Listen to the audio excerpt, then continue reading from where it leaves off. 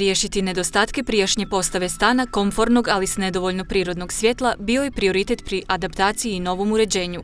Sklad koji dominira velikim otvorenim prostorom gotovo da se da namirisati. Evo, nalazite se u mom stanu koji je adaptiran prije godinu dana.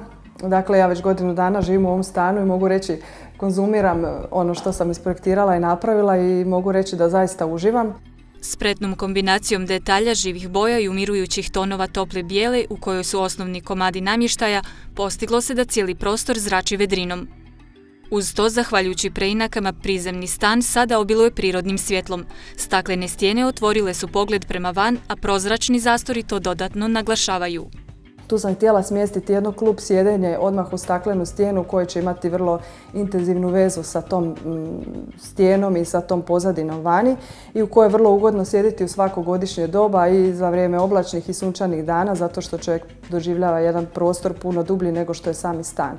Na zidu s blagoreljefnom oblogom od teraplasta nalazi se komoda dizajnirana za smještaj audiovizualnih elemenata i kamina. S obzirom da nisam mogla izvesti klasični kamin jer nemam tu poziciju dimnjaka i radi se o stanu, smjestila sam kamin na bioetanol i on je na neki način kada se ulazi u sami prostor postao je ishodište cijele te priče i nekakva vizualna poveznica ili razdjelnica između kuhinje i blagovaonice i dnevnog boravka. Prostor kupaonice u staroj dispoziciji stana sada je postao kuhinja. Mala, ali nadasve funkcionalna s vizualnim naglaskom na staklenu oblogu.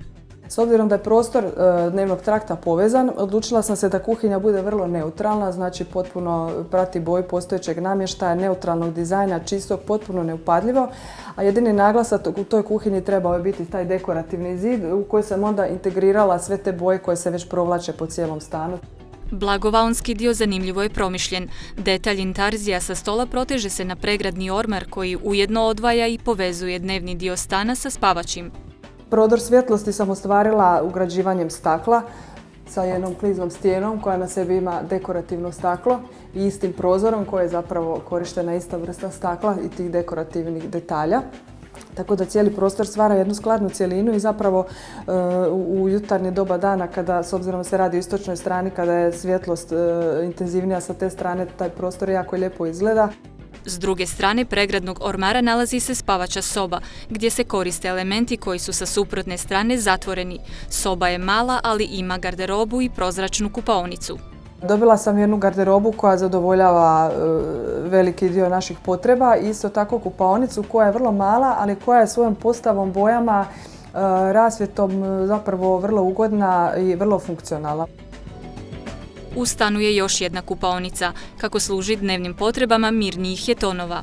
Ono što mi je bilo bitno je napraviti po nekakvom općem ugođaju, znači stvoriti jedan blago klasični štih u smislu boja, pa sam se odlučila za nekakve prirodne nijanse i ono čemu sam sklona to su mozaici, tako da sam upotrijebila mozaike. Jednako kao i kupaonicu, radnu sobu karakteriziraju brojni ormarići koji skrivaju sve što bi moglo zagušiti prostor.